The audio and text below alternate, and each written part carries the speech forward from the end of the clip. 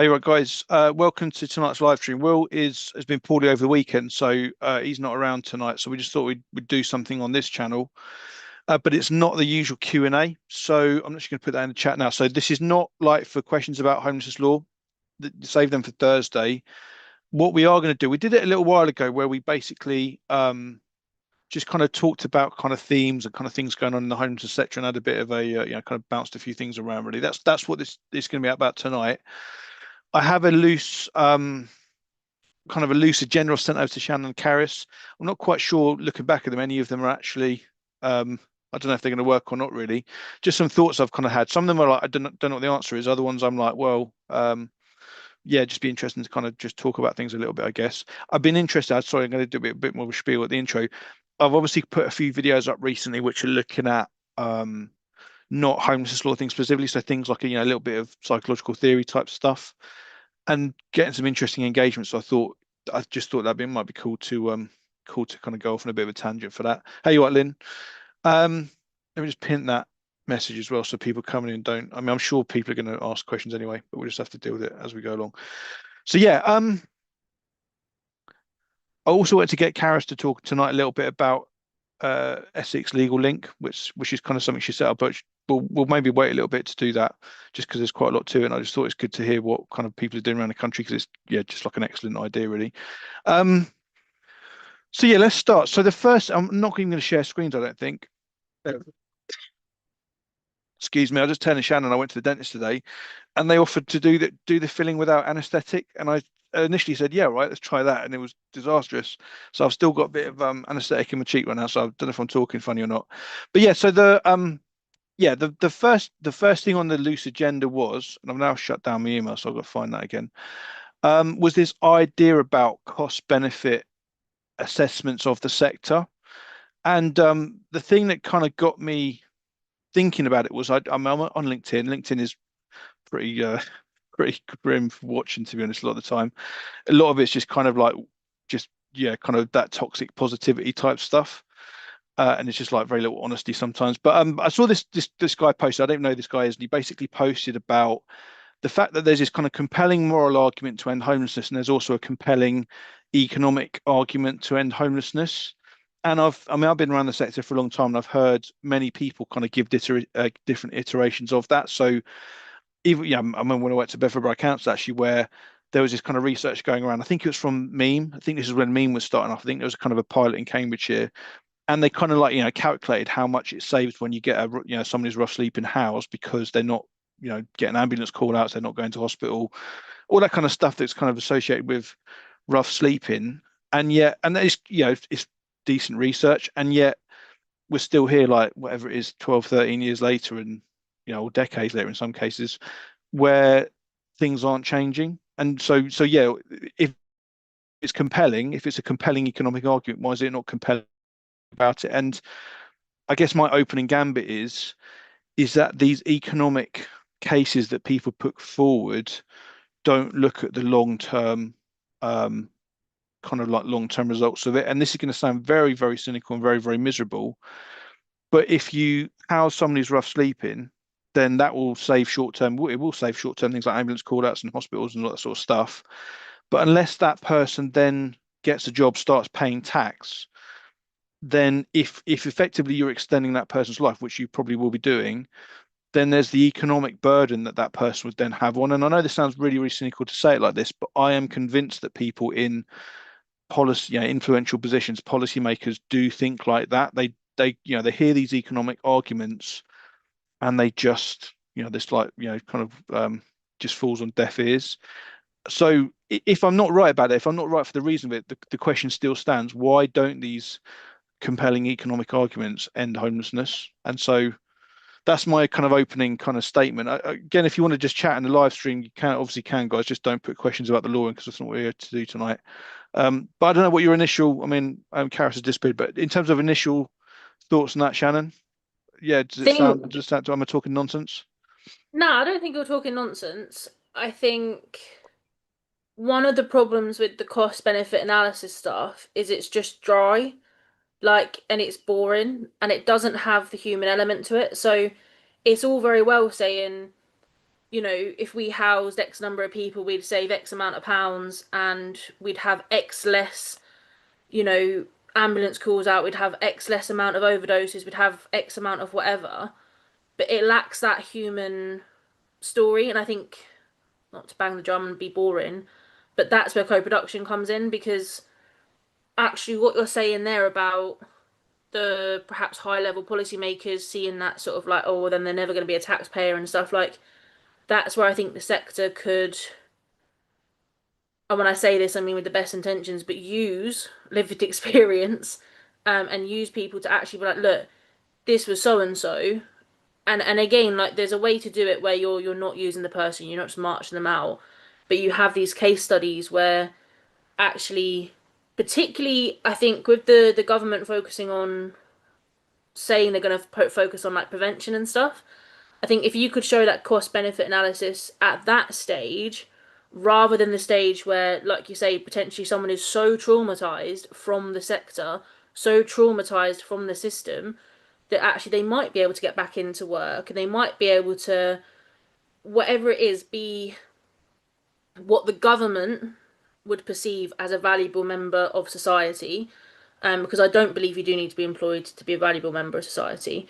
But you could then you could start to reframe it of like, yes, here are the statistics, but that human element of like, here's what it means for individuals, and then here's what it means for society. And I think you need both levels. So you can sort of say that, person A is now doing X, Y, and Z, which means person B and C, their partner is now also doing X, Y, and Z, or their um their grandparents now have a carer, or their aunt now has someone to babysit their nephew, and you're sort of like advertising those cost benefits, but in a more human way.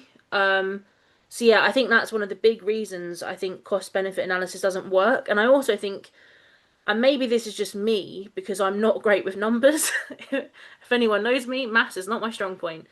Um, but when they say like, oh, we've spending 3 billion on TA, like, okay, is that a lot? Is that not a lot? Like, what is 3 billion in terms of how much money the country has? Like, I don't have a clue. And look, that's Googleable, that's researchable. Like, part of it is because I don't like numbers, so I'm not going to research those numbers and understand them. But I think lots of people are in the same position as me, or I like to think that anyway, where the numbers don't mean anything to them. So when you say I remember reading, I think it was the Children in TA report recently, and it said something like 60 children were in TA for more than X amount of years, or 60 children were in really, really bad TA or something. And in my head, as someone who's worked in schools, I was like, that's two classes, mate. That's nothing. Like, and obviously that's a horrible, horrible way to view numbers and to view children in bad situations, and that's not what I actually thought. But initially I was like, those stats aren't compelling. Like 60 children is two classes.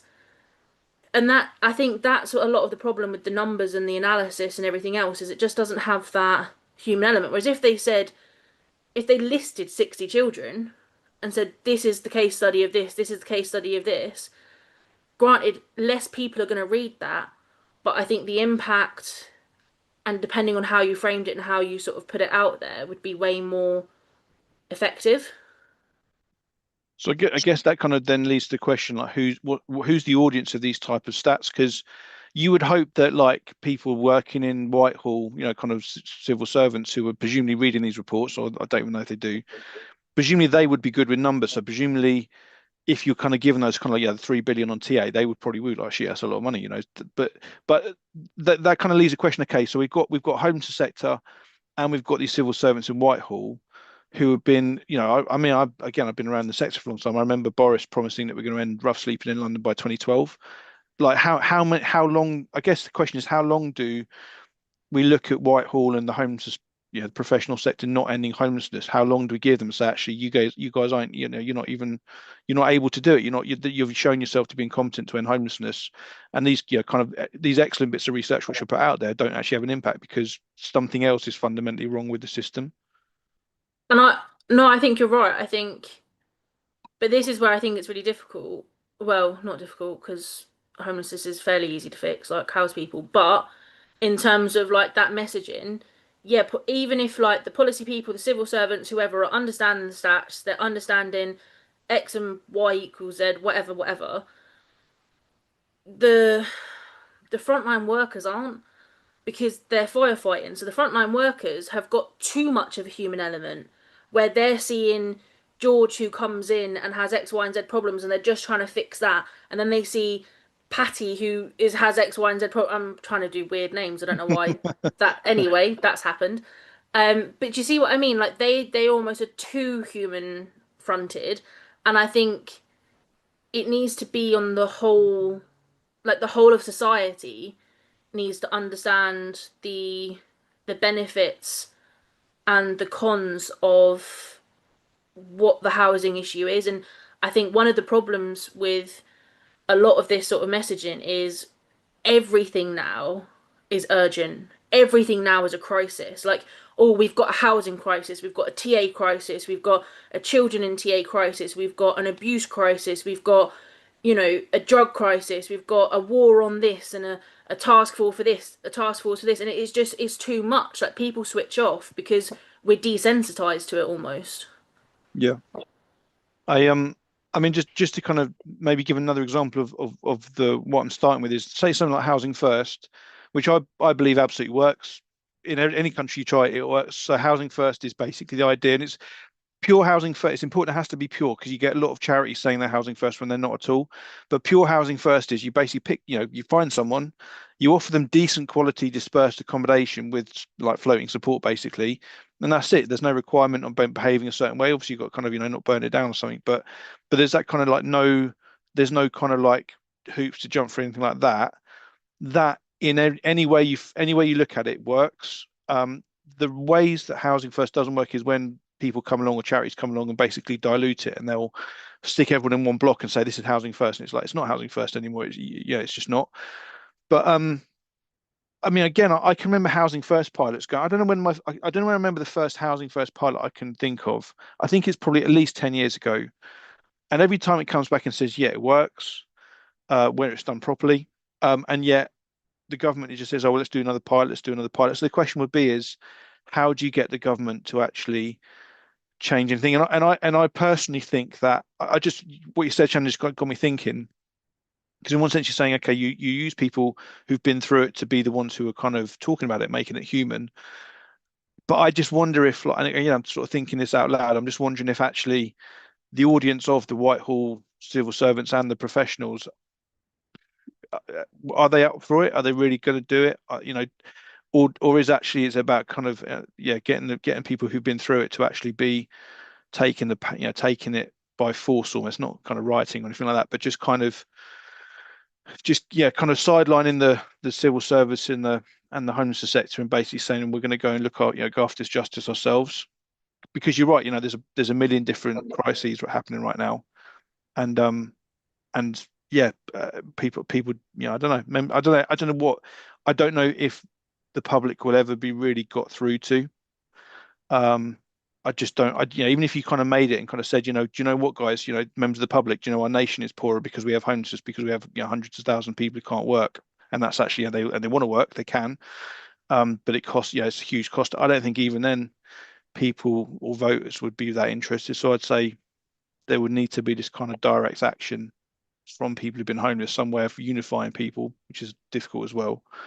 Well, But yeah, think like a lot of one of the reasons I think a lot of the public perhaps don't care about it is because, which is weird when you consider the percentage of people who are probably homeless in England is like ridiculously high, right?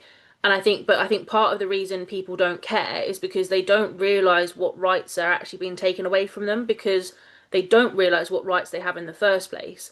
And so if you were to actually educate, like in schools, in wherever, that people have these rights, then people would be angry when those rights are taken away, and then you get that direct action that you're talking about. And I think with regards to like housing first, yeah, the proof's there that it works when it's done in its true form. And but I think to fully embrace housing first, you're having to reject the current supported housing model.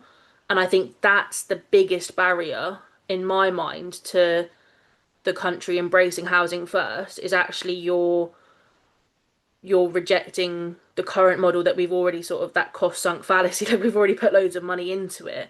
Yep. And I think, yeah, the education side of things is one of the reasons why the general public doesn't care, but I don't think they realise the injustice that's happening to themselves. Like, and it's on that low level, not low level, I don't mean that, but it's on that like when someone who, might be a couple hundred short each month and they're making it work, but they are struggling financially each month. They apply for a DHP and they don't get it. It's people like that actually who I think would make up quite the core of the direct action stuff because they would have potentially the time and resources, but they don't know that, actually they're probably homeless. They can make a homeless application, they'd be entitled to X, Y, and Z, and I think that's a big issue. Yep. Karis? I was just going to say, in to get people to change their minds, you've got to show like the housing first. It's like quite a short-term thing where it has to be done systematically to make it long term. So the cost savings, it's like they splash it out and they put all these things together, but then because nothing's immediately back and the costs don't show up immediately, everyone's like, well, it's not working then because it's not saving money in the long. It's not saving money now, but it would save the money in the long term, and people aren't patient enough to see the results, see it happen, see it work, and see it through. Another thing is they don't do is see it through, like finish, and a lot of things I think with us is the bottleneck now is that there aren't cheaper housings available for everyone and there's limited stock. So the thing is to build more houses, but then they've got to balance that on what would work long term. So you have to build cheaper houses that would work long term and not just build everything because they are building everywhere. But there's limited going for social housing and dedicated to social housing things. So they're saying, oh, we're building some, but limited is going where it is needed to go. So in terms of they need to make sure long term these things are effective. So what they're doing splashing out in short term, oh, we're building and this section is dedicating to the housing, social housing. But long term, are people being supported and actually put in there? Are they being supported in their tenancy? Are they being supported in their house when long term? So if they have children and things like that, and their children are available long term, how are you managing that social housing there long term to make those savings more effective long term? Because they put the money in, and I think because people go, oh, it's not working effectively, and then a new government will come in and go, well, we need that money over there, so we'll just change everything about. So everything's on that political will at that time. So nothing has the longevity in it. Yeah. That would be my point. And try and get everyone on the same page. You're not going to, but if you put the policy in place, and it is with strategic litigation, does have the impact and has the accountability for the local governments and local authorities. And that's why, although we're being given a 10% raise in legal aid housing, it Yeah. needs to be funded properly and the scope needs to be bigger. And it gets this. I mean, again, I would say political will cut through this, but there's this kind of quick tangent I'll go on based on that because in one sense it's complicated why social housing is not built now. And one of the reasons is the benefit cap, because developers know that there's no point building 3 or 4 bed houses because people can't afford them if they're on, because they've got too many kids or whatever for the benefit cap, then they would just won't be able to move in and pay for it. So there's a whole bunch of stuff like that which is kind of mixed up with it all, which quite frankly I don't understand the ins and outs and the technicalities on it. But that's again something which I think if there was the political will to just cut through it, I always think back to like COVID when Rishi Sunak basically pushed through furlough, and it's just like, well, you can do stuff if you want to, if there's enough Yeah. people behind it. There's just a comment there in the chat. I'll just read out. So a lot of public have toxic narratives about refugees having priority status for housing. I have people say that to me all the time. Work as a housing officer. So that I mean that that brings me to something which I was going to talk about. I'm going to be very, very careful with what I'm about to say because I haven't quite figured out the best way of doing it. I put a video. I was just telling Shannon and Karis about this before. I put a video out on Thursday, which is like how to get council housing, and it was literally just like this is the law about it. This is kind of the stuff you need to know, and probably got the most outrageous kind of responses back that I've had on the channel at all, and I just wasn't expecting it. I'm not going to read some of them out because I did some of them were, but basically just I've got no problem at all with people saying there's a obviously an issue caused by immigration if there's not enough housing built. I get that. That's a conversation to have. But then you have people who are literally like, unless you're like illegal and black and a Labour voter, you won't get council housing. And it's just stuff which is like just comes from just basically man-child type mentality. It's like it's not engaging with the issue. It's not kind of dealing with anything. But you get that a lot. So I mean, in fact, what I will share is again, you've noticed I'm kind of amalgamating things I see on the internet that basically I just want to come back to some point. So this is a this is put in We Are Bedford few months ago now. Um, so I'm currently homeless, living out my car, but I work full time and earn decent money. I can afford the running cost of a property, but my issue is getting deposit fees. A loan is out of the question because I have bad credit due to ex-wife racking up debt. Is there any help I can get with this? I've tried with the council before, but they basically told me because I'm English, I won't get help for housing. Yes, I was told this by the council, or any help would be great. Thank you. Now, the comments were like refreshingly like kind of clear about the stuff, and they actually turned commenting off, so I didn't get a chance to go on it.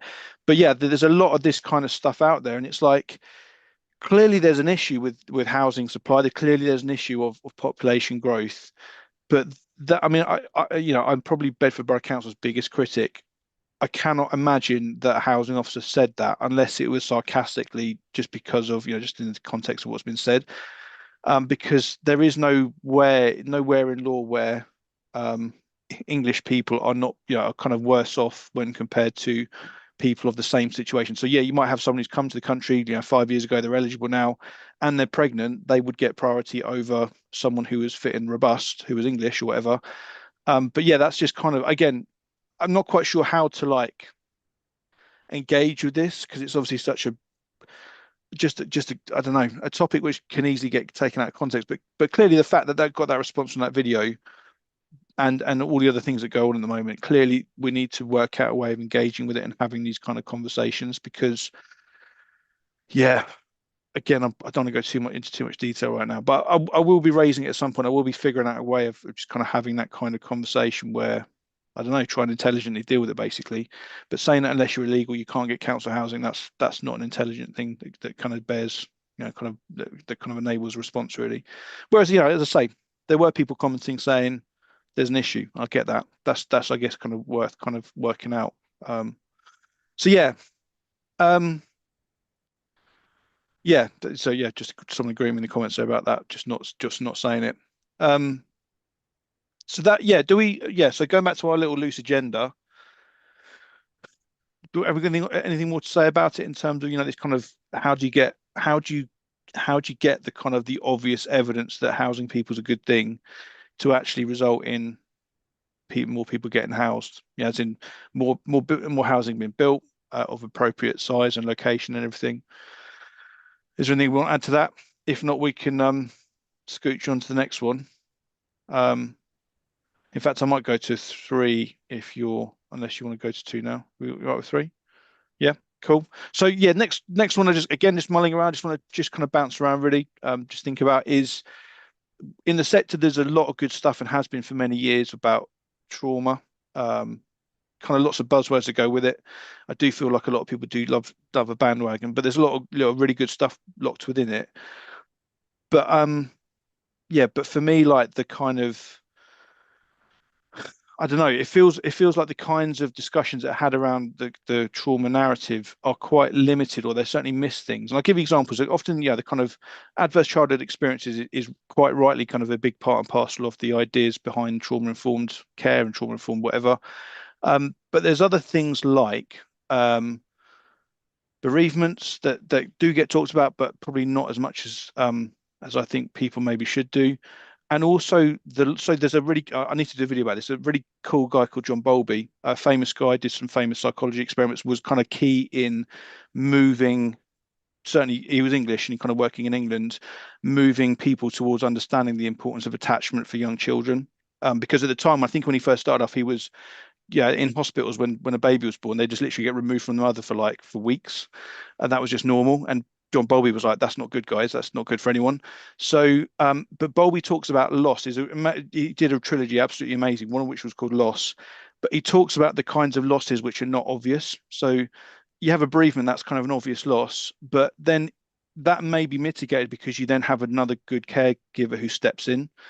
Whereas opposed, if you don't, if that's, then the way someone experiences loss will be very different. And I guess the reason it kind of made me think about it tonight is that you get and you see people basically kind of saying, oh, I had a difficult childhood and I'm all right. That sort of mentality, that kind of like just disregards other people's experiences. And it's because there's this kind of whole matrix of like, positive factors, negative factors that all kind of mix together. So you might have two kids who have bereavement of a parent, but one kid has got like a much, really kind of tight extended family that steps in, whereas the other one doesn't. And obviously then that will then affect the kid differently as they grow up. So I guess I just wanted to kind of maybe do some videos about it sometime, but just kind of the idea of kind of less obvious traumas and just kind of giving the, just kind of just having that kind of broader understanding of what's involved in these different kind of traumas and the impacts they have. So yeah, I don't know what you think about that. I'm not really sure if I've asked a question there, or if I've just kind of rambled a bit. But yeah, did you have any kind of things or thoughts about that? Do you think I'm right? Do you think I'm wrong? Yeah, so this is something I'm very much this is the advocating thing, and this not that I was jumping in to talk about Essex Legal Link, but the thing here is that connectivity and the teaching of when people step into a house or whether it's social or private rented, people got to work out sometimes if they've not had a tenancy before, if they've not lived on their own before, or they've not had a chance to do it. They've suddenly got all this responsibility and stuff to deal with that they don't really know how or have the skills to deal with. People coming out of prison, people coming from care leavers or institutions, or that have worked, been housed through work. And so, there's a constant insecurity in prolonged housing. So the constant threat of eviction if they can't afford it. That temporary accommodation, it kind of creates a ongoing anxiety and like hypervigilance and poor sleep. And there's how do you maintain your employment when you're under the threat of eviction? You have to pack up the kids, you have to pack up the house when you're evicted and you're threatened with eviction kind of constantly. You're always got to live out the suitcase and always got a fear of losing something, remembering everything. And poor quality housing. So there's also, if you build houses, there's no maintaining the stock as it is. Grenfell Tower was a prime example of things, people that are living in accommodation that's of substandards, that cladding should never have been put in. There's still buildings now, so people are now having seen Grenfell Tower, seen what happened, seen the aftermath. They know that cladding's in the building and they've still got to live there because they can't afford to move, they can't afford to go anywhere else. So that anxiety and that threat is you're going to live with. Possibly you're going to wake up tonight, is your building going to be on fire? Do your kids, do you make them do a fire drill every so often so they're ready for a fire? How do you raise children with any sort of stability when you're living with that constant threat of eviction? You have to leave. Your building might burn down when a high tower block. You've got to run down so many stairs, or you might have to practice throwing them out the window. People actually think these, and that's something that's not addressed. Substandard accommodation, and that leads to chronic stress, which leads to physical illness. Kids in B&Bs, hostels often suffer with developmental delays and emotional dysregulation because there's no routine, there's no space, there's no privacy. They've got to learn to go to school and they don't know if they're coming back to the same property, if they don't know if they're coming back to the same house. It leads to the same problem as foster caring, that same dysregulation of the system. And how do you teach people to navigate that? And it's quite a dehumanizing experience of learned helplessness because you don't know where you're going, you don't know where to pack your things or where you're going home to. How do you remember all your things when you're going to school and you go, oh, I've left that? How do they focus on school when they don't know if they're going back, but they've left something that's really important to them? It might be a teddy, it might be their documents, passport, or do they have to go to school carrying their passport and papers and have a bag packed in the car ready because they might not be going back to that same place? How do they function at school and how do they have a proper childhood when they've got to remember everything that they've packed in their bag? That's not factored into any of that. That trauma's still there and that's not identified because, well, at least you're housed tonight, well, at least you're housed there. And that loss of identity, dignity, and status, if those people are in the community who actually have a job, and how do you integrate in the community when you might not be there next day? How do they make friends? They go to a friend's house that night. How do friends go over to their house? That sort of normal childhood is there. Or if they've got medical needs, you've got to get your child to the doctor, and you could be placed anywhere out of the area.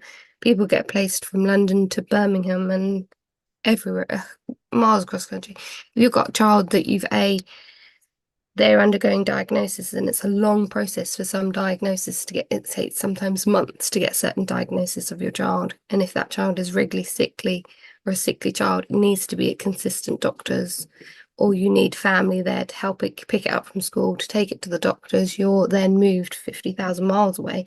How does that help bring in that stability and that sense of child's identity and things if they've got to deal with a sickness as well? You've got to then they shouldn't just be grateful to be having a house, as long as they're housed and they're not on the streets. There's a lot more that comes with it, and that's not recognised in any profession. It's just, well, you're housed.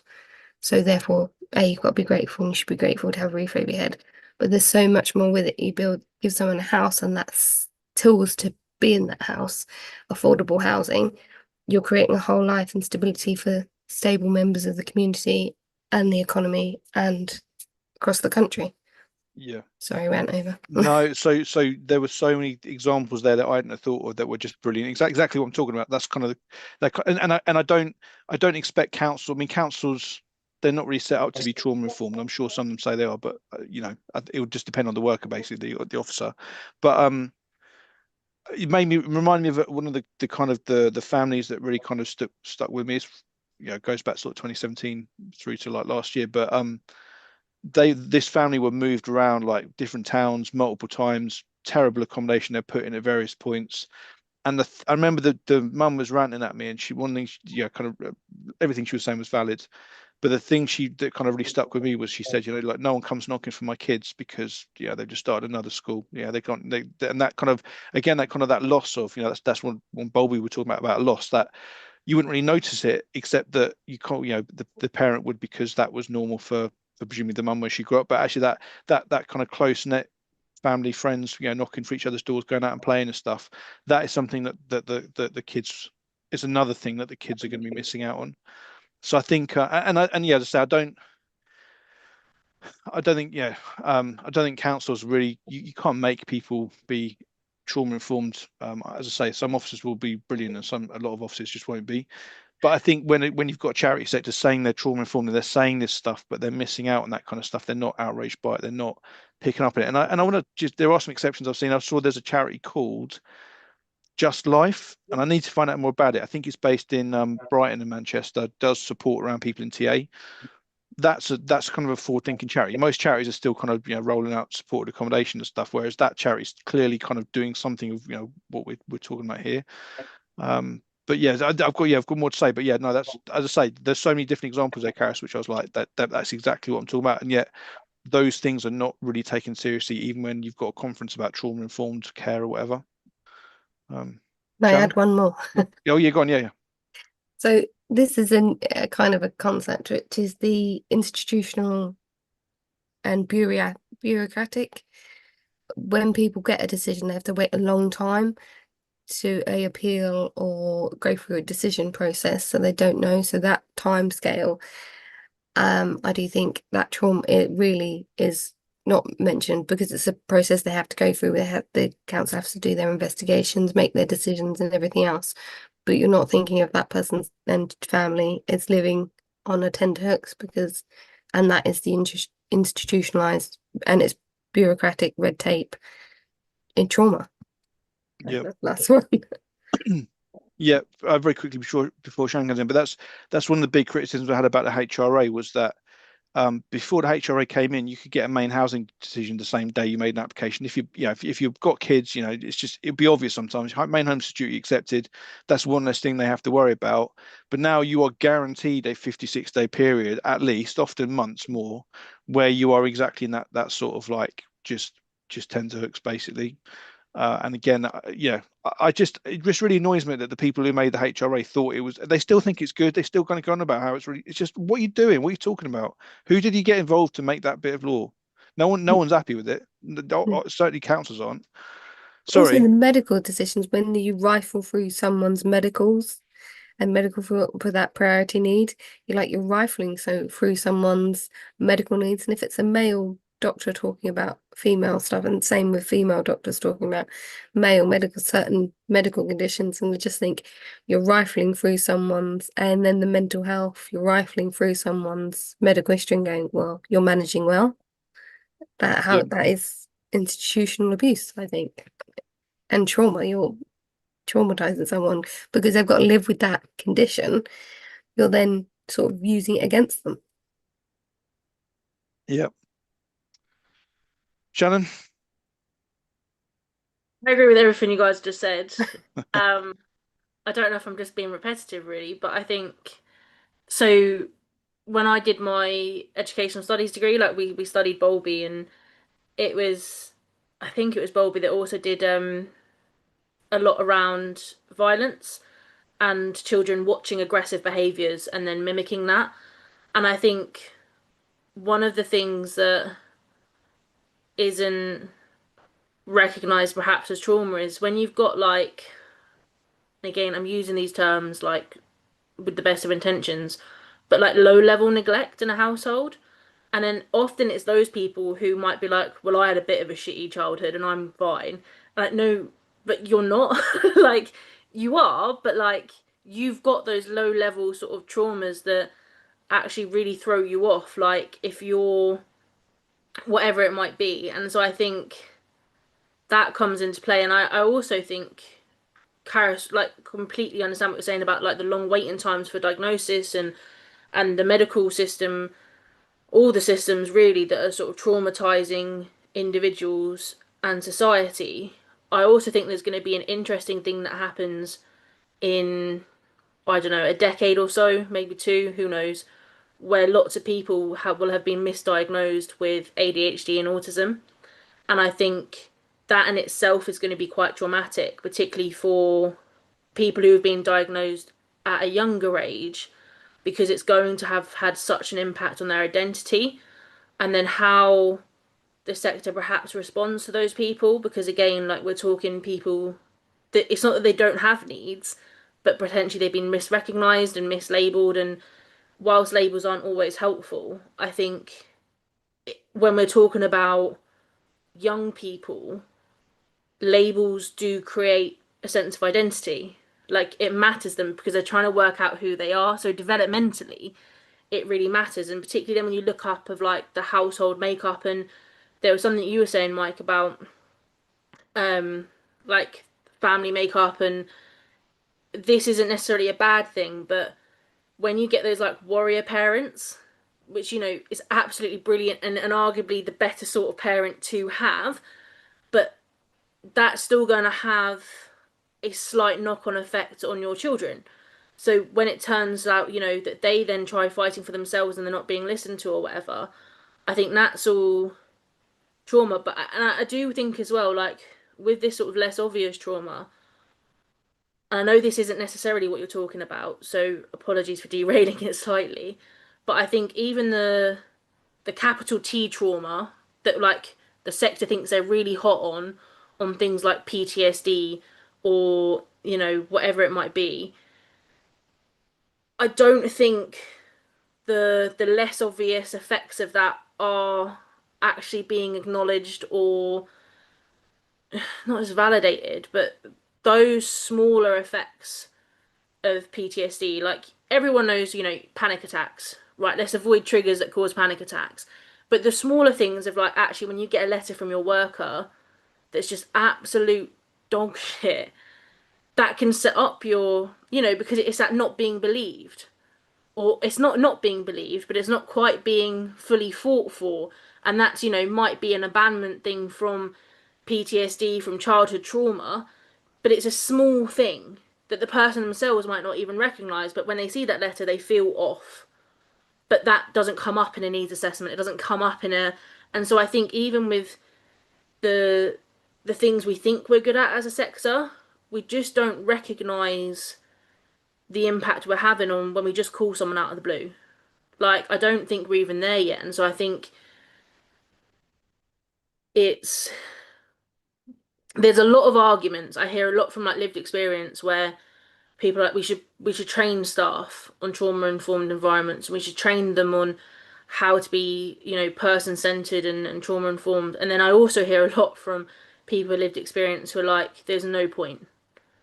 Because actually the most like the best trauma informed workers out there are the workers who just get you, and the workers who just they aren't thinking about some trauma informed paragraph they've read in some psychological book, or they're not thinking about a 1 hour course they've done online and they've ticked the boxes and answered the questions right. They're just thinking about their client, and they're thinking logically about, if I do A, that's going to have this effect on this, so actually if I do B instead, this is going to work out. And I think to a certain point you can sort of train people that, and you can sort of not necessarily train but develop people to think in that style. But that's long. That's not cost effective. And that's not going to happen. Which sounds really pessimistic, but yeah, I've gone off on a bit of a tangent No, there. no. Apologies. So I don't. It's not pessimistic. I think, but I would think my view on that is that I don't think you can teach good workers to be trauma informed, but I think you can teach all workers things you shouldn't do.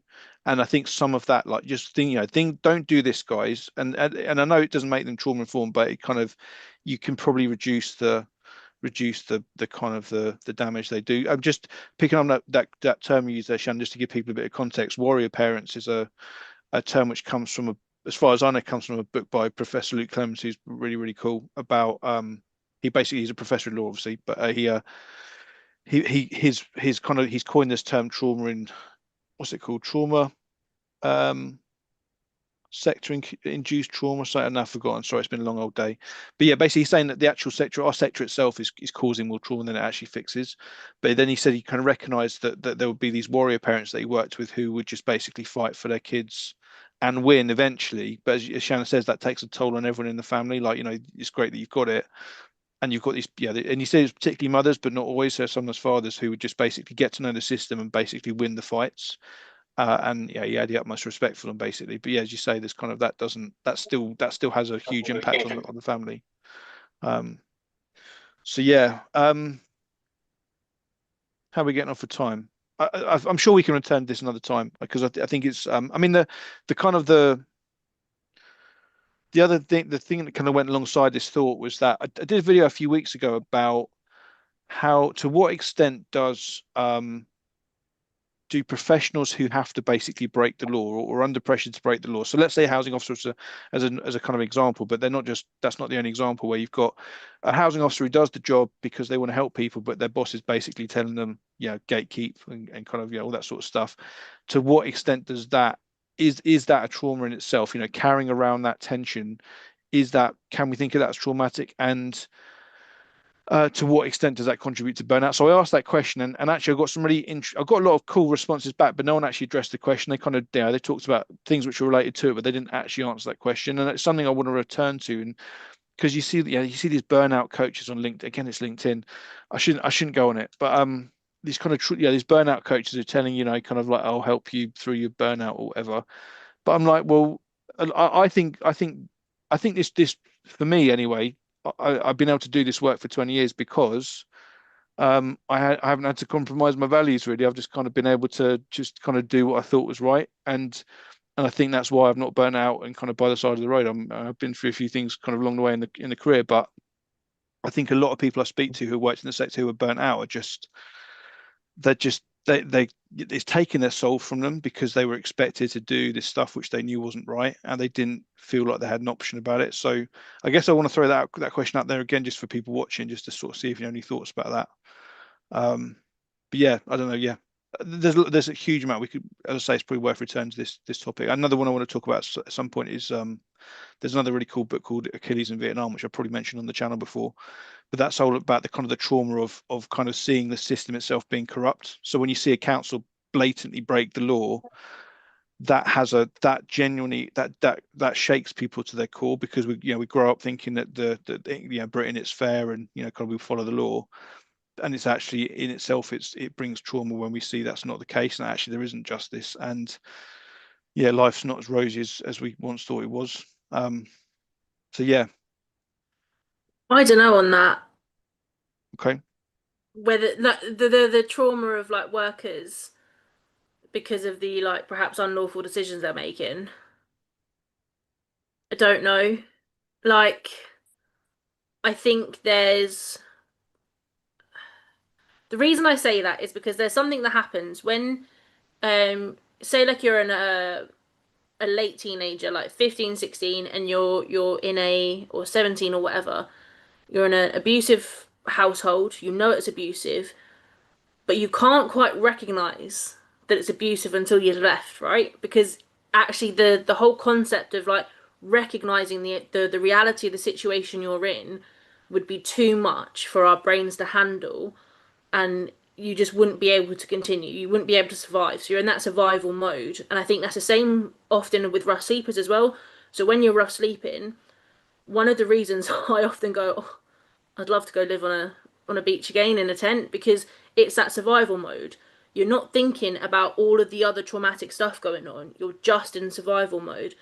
And I kind of wonder if it's similar for workers who are making those decisions. I don't know if they actually accept or know the extent of the injustice and potential abuse that they are participating in. Because if they were to recognize that, I think it would break them. And I think it would break them more than just like a burnout sort of thing. And I think the burnout perhaps comes from maybe semi recognizing that they're doing. But so again, I think it's a framing. I think the burnout comes from the fact that they don't feel like they're doing a good enough job. I don't think it comes from the fact that they think they're doing a bad job. And that seems like a really weird framing, but I think it's because they think they could do better, not because they're doing bad. And I think that's like a key difference for me is why I don't necessarily think it contributes. It does contribute, but do you know what I'm saying? No, no, okay, no, I hear what you're saying. So can we park the example of the housing officer for a moment? We can come back to it, but let's say you're work for a charity, yeah, you're a rough sleeper outreach worker, and you are told that you have to verify people. Now, you might not even know the unlawfulness of why that's unlawful, but the rough sleeper outreach workers I know who have to do that, they all resent it. They're like, "This is ridiculous. We're trying to build up some trust with this person, and the first thing we've got to tell him is that we don't believe him. It's nuts." So people don't people like that, as I say, charity workers. Let's use that example. Do you think that tension of having being under pressure from seniors to do something which just doesn't sit right with you, do you think that could potentially like have an impact on or kind of contribute towards burnout? And we can come I back to housing think officers because I hear what you're saying. I take no, no, that no. point. I think it can, but I still wonder if it's a fact that with a lot of outreach workers and a lot of charity sector workers, because they're coming at it from the sense of like a savior, and that sort of perhaps like even if it's not an individual savior complex, but like a charity savior complex. Again, I think it's about the fact that they feel like they could do better rather than the fact that they're recognizing the harm. Like, I think that even that verification, I think they're going, oh, well, if I didn't have to verify and I didn't have to do the paperwork, I could see three more people. I don't think it's like actually by verifying this person, I'm not building the relationship. I'm saying I disbelieve them. I'm saying that they have to potentially be in an unsafe place all night because that's the time I'm said I'm going to come and they have to stay there.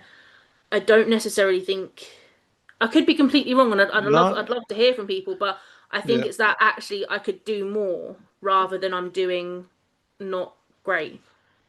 So your intuition, like you've got a reputation for having good intuition, Shannon. So I think both of what you said, they're both about housing officers and frontline workers is I think is going to carry weight to it.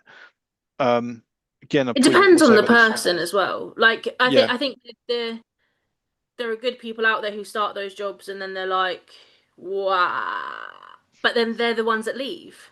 yeah, yeah, Like yeah, realistically, I think they're the ones yeah. that leave and they might even stay in the sector but jump to a job that they think is slightly morally better or that they'll have a better impact in or like it's not uncommon for, I think, fairly decent people to be a charity worker and then be a housing officer because actually they think, right, I'm battling with the housing officers, let's be a housing officer so I don't have to do that. And then they leave the sector. Like, we do so much research into the pathways, the journeys, the institutionalization of clients.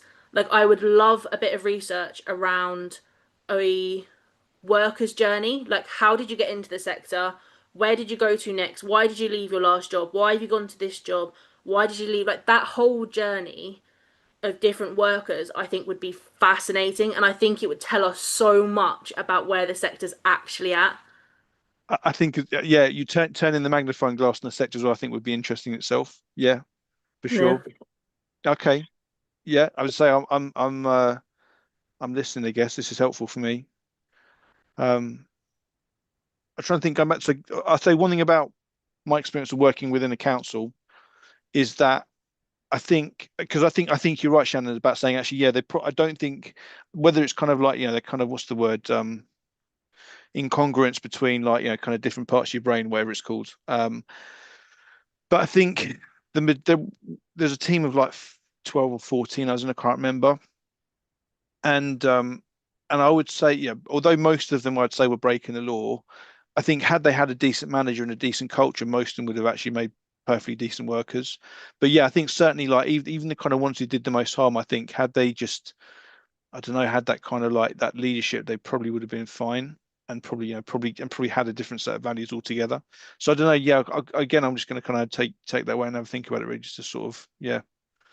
But I think you might be right on both counts. There's too many distractions and there's too many other people to blame, I think, for burnout. So even if that is the reality and people are being burnt out because of the bad decisions they're making and the guilt they feel around that, I think it's going to be forever before we recognize it because I think we'll distract ourselves with, high caseloads. We'll distract ourselves with short deadlines, with, well, we've got too many referrals and they're not coming in right because they're doing the wrong form, or the email system is really janky and the online system is this and clients aren't responding to this. And, there's too many distractions, I think, to actually recognize, and even if it is a part of burnout. Okay, so on that point as well, I guess I'd give a reflection from my time working in a very Messiah complex charity, and I absolutely had that complex. So, I'm kind of like, yeah, I've said before, I wince about a lot of the stuff I did for the first 6 years in the sector. But my view on charity workers is that the fact that they sacrifice so much, the fact they work extra hours, the fact they do work their hands to the bone, sort of thing, that does mean, I think, they avoid criticism of the work they do. So that's when you say, your charity, your support and accommodation unit is actually a bit shit. If you look at what you're actually doing, that would be the most offensive thing ever to them. They just won't be able to hear it because it's like it's part of the defense. They kind of, I think, yeah, I just think psychologically they can't consider the fact that what they're absolutely sacrificing and spending their life on actually isn't working, and they could be better way doing it. I mean, I remember Will saying, that saying, you're too busy chopping wood to sharpen the axe. That absolutely would. That was, yeah. I think that's a message that the sector needs to hear. Your charity can't be doing bad work because person A has spent an extra 10 minutes with their client that wasn't on the schedule and they've worked overtime by 3 hours that week. Like, yeah. Yeah, cool. Um, so I've not been keeping an eye on the comments there. I think, yeah. Yeah, I'm not going to. Yeah, agree with that. Just to say, we're not, just to reiterate, we're not taking normal questions as we do on a Thursday. So if you just want to bring your questions to the Thursday session, it'll be on at 7:30 this week. We're going to do more of these. I think we'll probably start to wrap things up. Basically, we'll do more of these things because I certainly find it useful. So yeah, and I think there's other people we could kind of bring as well that we know that have just kind of got a different point of view and whatever. So yeah, I think we'll kind of develop the model a little bit more, but we'll probably put a few more of these out, particularly if Will's kind of, not able to kind of get his one out on a Monday. So it might be that if Will doesn't do his on a Monday, we'll do this one instead or something. But yeah, any final thoughts, guys? Yeah, I've found that helpful. Thank you. Karis, we've got 4 minutes. Can we just talk about Essex Legal Link? Yeah. Because you mentioned it, but then you didn't really sort of say. So tell us what it is and tell us what your journey was and like why you've set it up, basically what you're going to do with it. God, it's so it is a charity now. We so as a housing solicitor, there is a lot of stuff that comes outside of the scope of legal aid, and there's a limit to what we can do. So once you're housed, there's no that's how with your that's the limit. Then your case is closed. You're then, if it's suitable for you, we close the case, we close the file. So, and the whole idea is that it links in with the service. So as a housing solicitor, we can link into that bit of aftercare. You need support. If you've never had a tenancy before, you've then got to suddenly learn what bills you have to pay. So many people get put into accommodation and they get told, oh, you don't have to pay any rent, because there'll be benefits that come on, but they're not told you may have to top up on your benefits. It may only cover so much. You may have to pay a service charge, and you may have to pay that may include the heating and things like that. So things are left off because they're just housed now. So you're then in, and often people get the tenancy agreement. They don't really know what they're signing, but they're told you have to sign this and sign this bit of paper. So it's quite a blur for someone to just go through this is this. And after you've gone through so long of trying to argue with the council to get housed because you've been homeless, you've got to live with that trauma, and then you've got to then try and work with your housing officer if you've got a problem with repairs and if you've got a problem with the sink. So you get to interact with the very people that put you there, that you had to fight to put you there. So it's about linking up with and advocating for people that need help, either in meetings with the housing officer or in meetings with repairs and working out learning first off, and then also hopefully we'll be able to explain a bit about the law and have the pro bono clinic where we can get advice from people that volunteer in their time, and they can advise you on anything that's outside legal aid scope. So in terms of your tenancy, and things that don't come in legal aid scope is quite limited. And people that can't access legal aid, it's limited in kind of financially because you have to be eligible to get it, which is that you're on a low income or you're on benefits. Now, people that look, there's a huge gap in terms of who can access and pay for a solicitor themselves in terms of what they need with their tenancy and or to get on a tenancy.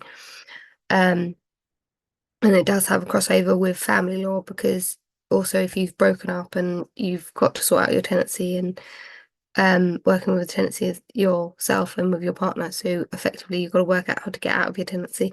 And often people will think, oh, you can just pay the rent now, I'll move out and you just pay the rent and that's fine. Well, actually, that person that's left in there, if they're not on tenancy, is technically a trespasser and can be evicted without any notice. And a lot of people don't know that. They just think, oh, because I'm paying the rent, it'll be fine. But that landlord has to agree for you to stay there and has to issue a new tenancy for you to be there and for you to be allowed to be there. Otherwise, they can evict you and say, this person was never agreed to stay there, I want them out. And you're technically a trespasser from that person. The tenancy moves out because you are actually not technically allowed to be there. But a lot of people just say, no, I'm just moving, I'm moving on, doing whatever. And that's a huge gap. And they find themselves, I'm suddenly very quickly evicted. And also in terms of the eviction process, there's not a lot of education of people. Think you go to a court hearing and you have your say in the court and they're going to listen and how unfair it is. But that's not what they're going to listen to at all, and probably won't get your say because it's a 10-minute hearing and it's about the paperwork you've got in your hand or you don't have with you, because people often don't know they have to take the paper with you to court. And also in court, there's a possibility you'll get evicted on that day and you have a limited time to move out of your house for your children and pack up your belongings, where you may have lived there for years. So you've got to pack up a whole house in a very limited space of time and find somewhere to go. And that's kind of also not isn't out there, that bit of educational bit there. So we could try and capture the gap that is around legal aid, and also advocating giving that information. I'm hoping to set up workshops with about your tenancy and what it actually is, what you're signing, what your rights are. So that basic one. So I hope to do one online, but also in person, where you can come and we can tell you what your tenancy actually is, what you have to pay, bills and terms and things like that, repairs, you have, and what the term act in a tenant-like manner actually is, and what the landlord is actually responsible for. I think we spoke about it on one of your live streams, which was when the landlord is actually allowed in with notice, because often people will be like, oh, no, I'm the landlord, I'm allowed in, I have keys to your house. And that's quite terrifying for people, A, if they've left domestic violence, if they're a man, or if they're a single woman living on their own, or if they're a vulnerable male, you suddenly getting this man when they come around with locksmiths and they can come in. There's certain circumstances where they're allowed to come in. But you also have rights in turn to say, no, you can't come in. But also repair workers and the council will get quite bullish because they think they have more rights and power than they do. And actually people need to revalue that dynamic of the council actually work for them, and they're public servants. They have to act in a certain way and they can't just bully their way into people's houses and things like that, even though if they think they're the landlords. There are certain etiquette they need to think. So there's a lot of education that's missing in terms of it should be taught in schools, what your tenancy should allow. And also there's limited scope in the legal aid, and we need to work out a way to capture people that don't fall into the legal aid bracket. And also aftercare, once you've been through the court system, and if it works out, if someone's evicted you, how do you then work together with your landlord because you continue living there? And that's a little bit about what we do. We cover Essex now, but we do also work with other counties. But yeah, we do have caseworkers help doing complaints and working with clients to fill out their complaints, put the complaints in properly, and then follow up through to the ombudsman. Cool. Which is something which we talked before lots of times about the fact that that gap is completely missing. Like, so although solicitors would kind of know what the council's done wrong, there won't be the capacity for them to go and complain about it and actually get the system improved. I'm sure, we'll talk more about as it kind of grows. I mean, how long have you been technically a charity? Like a few months, basically. Yeah, not long now. Yeah, so I'm sure we'll, and I think the kind of those topics, you're absolutely right. Like, I mean, I'll be saying to you, get a YouTube channel and start sticking stuff up, because there's another, just like your people absolutely would kind of be lapping that stuff up because you don't get it anywhere else.